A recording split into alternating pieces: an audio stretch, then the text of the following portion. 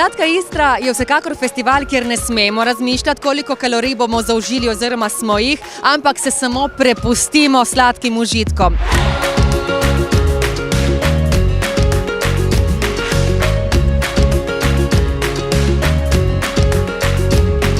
Dobro je, da ne moram niti jaz pogledati. Pestro, veselo, dosti ljudi, dobra energija, ogromno obiskovalcev. Čudovita prireditev, res.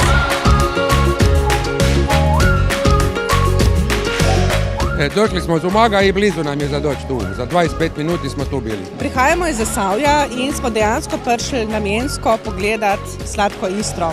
So I'm coming from India and it's a very wonderful place to be and getting to see the local culture along trying with the new food. I'm kind of really enjoying this place. It's really nice and the old town is also really beautiful. So wonderful vibes.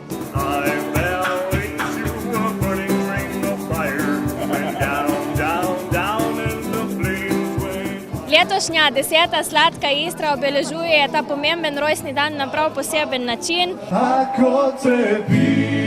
Preselili smo se v samo mestno jedro na koprske trge in ulice, tako da smo na ta način posladkali res celotno staro mestno jedro. 3 dni, tako da vsi tisti, ki se v teh letih niso uspeli v dveh dneh udeležiti naše prireditve, imajo letos res lepo priložnost. Poglejte, še nižam. Pa da je vse na kupu, ker doma spečeš eno po eno, tle probaš vse. Delati lokalno in malo drugače. Če jemo sladko, se smejemo, če jemo kislo, smo kisli. Ta je lepša, ampak dobro so obje lepi.